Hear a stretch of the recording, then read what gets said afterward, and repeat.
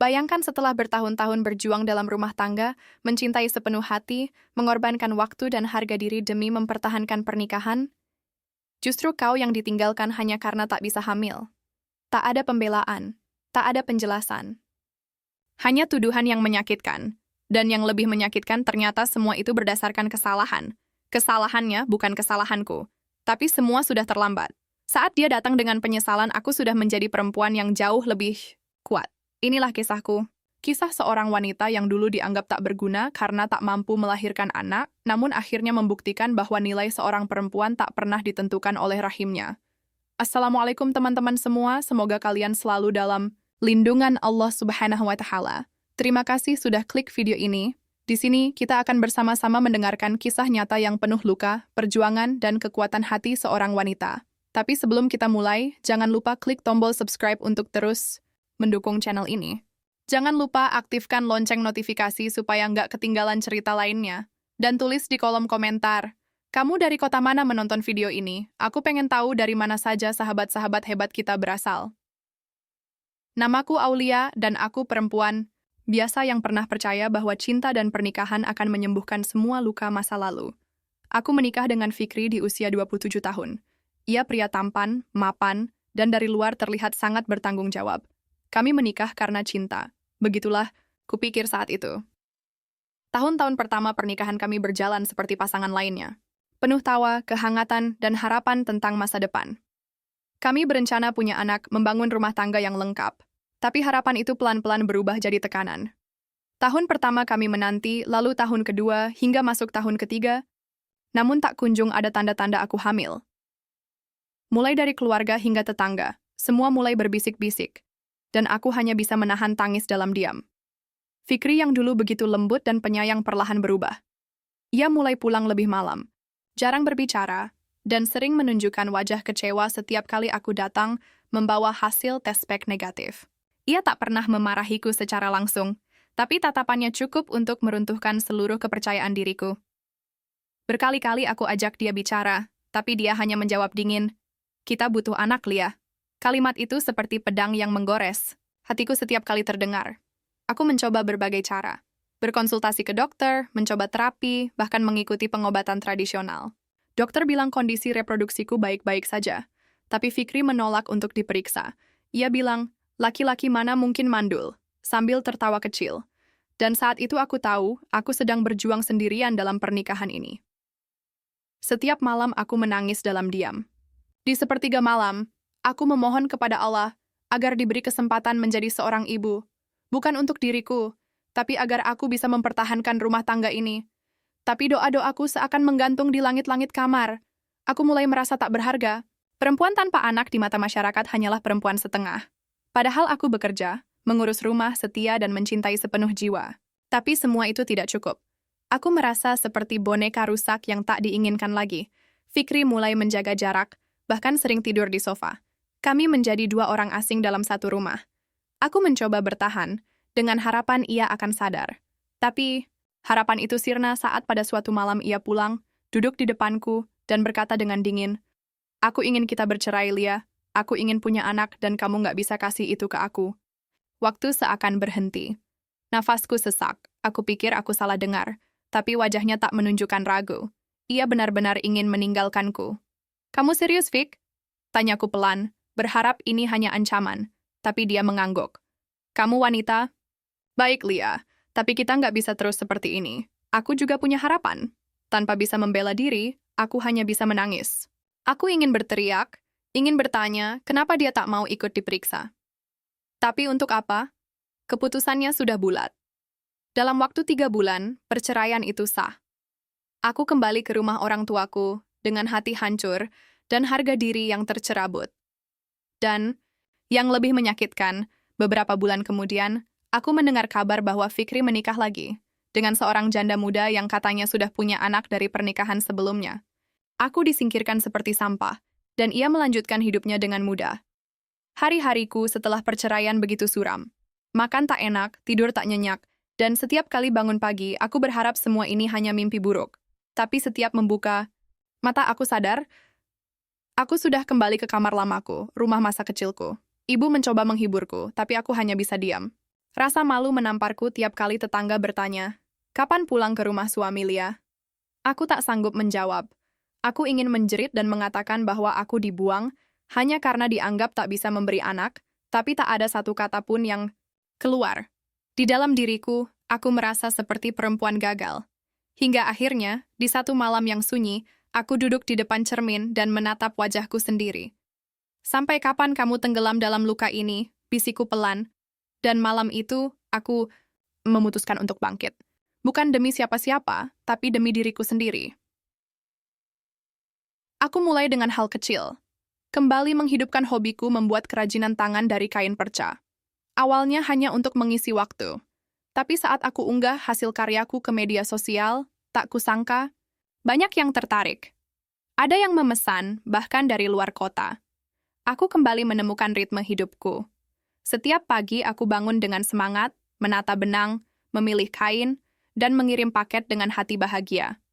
Pelan-pelan, aku membangun usaha rumahan, dan dari yang tadinya hanya sekadar hobi, kini menjadi sumber penghasilan. Bukan jumlah uangnya yang membuatku bahagia, tapi rasa berdaya. Rasa bahwa aku bisa berdiri di atas kakiku sendiri, tanpa bergantung pada cinta yang palsu. Aku menemukan kekuatanku sendiri di antara luka yang dulu nyaris membunuhku. Waktu berjalan, cepat, tanpa kusadari, sudah 3 tahun berlalu sejak aku bercerai. Luka itu tak hilang sepenuhnya, tapi kini tak lagi menganga. Aku belajar mencintai diriku sendiri, belajar memaafkan keadaan. Aku bahkan mulai berbagi kisahku di komunitas perempuan. Ternyata, aku tak sendiri. Banyak perempuan yang diceraikan karena alasan sepele, bahkan hanya karena tak mampu memberi keturunan. Padahal, keutuhan rumah tangga tak hanya ditentukan dari hadirnya anak. Aku belajar bahwa nilai seorang perempuan tak bisa diukur dari fungsi biologisnya semata. Ada banyak perempuan yang luar biasa, yang memberi cinta tanpa syarat, yang berjuang dalam diam, dan aku ingin menjadi suara bagi mereka, suara dari perempuan yang dulu dibungkam oleh tuduhan yang salah. Suatu sore yang tenang, aku menerima pesan dari akun tak dikenal. Kutatap layar ponselku lekat-lekat, jantungku berdebar tak karuan. "Lia, ini aku, Fikri. Bolehkah kita bicara?" Mataku membelalak, rasanya seperti dihantam masa lalu yang tiba-tiba kembali. Ragu-ragu, aku membalas, "Ada apa?"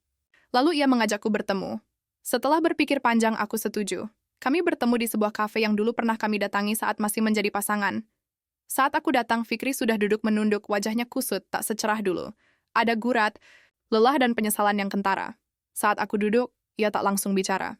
Hanya diam dan menatapku lama, sebelum akhirnya berucap pelan, "Maafkan aku, Lia, aku salah." Fikri bercerita bahwa ia akhirnya memeriksakan diri ke dokter, dan hasilnya mengejutkan, dirinya lah yang mengalami masalah kesuburan. Ia baru tahu, setelah istri barunya pun tak kunjung hamil selama 2 tahun, saat itulah ia mulai bertanya-tanya dan memeriksakan diri secara diam-diam. Hasil laboratorium itu membungkam semua egonya. Ia bahkan mengaku menyesal karena tak pernah mau diperiksa dulu. "Aku takut, Lia. Aku malu. Aku nggak siap tahu kalau ternyata aku yang bermasalah," katanya dengan suara bergetar. Aku hanya terdiam, ingin marah, tapi hatiku sudah terlalu tenang untuk memelihara dendam. Dan dalam hening yang panjang, aku hanya menjawab lirih. "Kamu tahu, aku pernah hampir mati karena merasa diriku tak layak dicintai."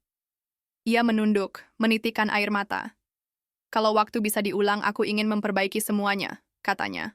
Tapi aku hanya menggeleng pelan. Sayangnya waktu tak bisa diputar, Fik. Dan aku sudah tak sama seperti dulu. Ia mengangguk pahit. Kami bicara cukup lama, dan saat kami berpisah, tak ada janji untuk bertemu lagi. Hanya kelegaan yang menyelimuti dadaku.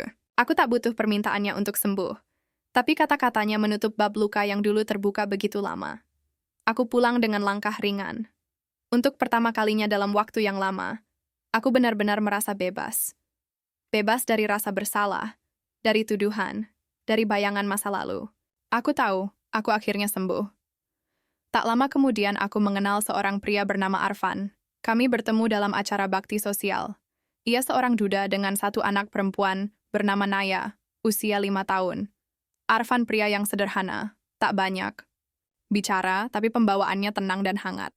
Awalnya aku tak berpikir akan membuka hati, tapi seiring waktu aku mulai nyaman. Bukan karena dia memperlakukanku istimewa, tapi karena ia membuatku merasa tak perlu jadi orang lain. Ia tak pernah bertanya, kenapa aku bercerai, atau kenapa aku tak punya anak. Ia hanya hadir, dengan penuh penerimaan. Naya pun cepat akrab denganku. Ia sering memelukku, menggandeng tanganku saat kami berjalan bersama. Dan setiap kali dia berkata, Tante Aulia kayak bunda, hatiku meleleh. Hubungan kami semakin dekat. Arfan tak pernah terburu-buru, tapi sikapnya penuh ketulusan. Kami sering berdiskusi tentang kehidupan, masa lalu, bahkan mimpi masa depan. Ia bilang, aku nggak nyari perempuan sempurna, Lia. Aku nyari seseorang yang bisa jadi rumah, tempat pulang, bukan tempat menuntut. Kalimat itu menghujam hatiku. Aku tak lagi merasa dikejar oleh ekspektasi. Aku hanya perlu jadi diriku sendiri. Setelah 1 tahun mengenal dan memahami satu sama lain, Arfan melamarku. Bukan dengan pesta mewah, tapi dengan pelukan hangat dan kalimat sederhana. Aku ingin membangun hidup bersama kamu dan Naya. Dan tanpa ragu aku jawab, ya. Pernikahan kami berlangsung sederhana di halaman rumah. Hanya keluarga dan teman terdekat yang hadir. Tak ada hiasan mewah atau gaun panjang menjuntai, tapi hatiku terasa penuh. Naya menjadi flower girl kecil yang paling bahagia hari itu. Ia berlari-lari kecil membawa bunga sambil tertawa riang. Dan saat aku duduk di pelaminan, menggenggam tangan Arfan, aku sadar, ini bukan akhir dari perjuanganku. Ini adalah awal dari bab baru yang lebih tenang. Aku bukan perempuan yang utuh karena menikah lagi, tapi karena aku telah berdamai dengan masa lalu. Kini aku tahu, cinta yang sejati tak datang dari rahim, tapi dari hati yang mampu mencintai tanpa syarat. Kini aku hidup bahagia bersama Arfan dan Naya. Kami tinggal di rumah kecil yang penuh tawa dan cerita. Naya memanggilku bunda, dan aku membalasnya dengan pelukan paling hangat setiap pagi. Kadang aku berpikir, bagaimana jika aku dulu menyerah? Bagaimana jika aku tetap terpuruk dalam rasa sakit itu? Mungkin aku tak akan pernah merasakan kebahagiaan seperti ini.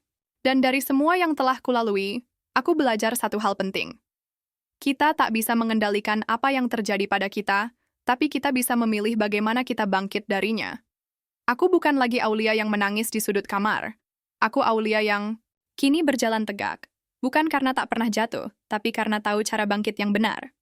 Terima kasih sudah menyimak kisah ini sampai selesai. Jika kamu merasa kisah ini menyentuh hatimu atau bisa jadi pelajaran untuk orang lain, jangan ragu untuk bagikan video ini ke teman atau saudaramu. Jangan lupa juga untuk klik tombol subscribe, nyalakan lonceng notifikasinya, dan tinggalkan komentar. Dari kota mana kamu menonton hari ini? Semoga kamu selalu dikuatkan dalam setiap ujian hidupmu, dilapangkan rezekinya, dan dipertemukan dengan orang yang benar-benar bisa menghargai keberadaanmu. Sampai jumpa di kisah penuh makna berikutnya.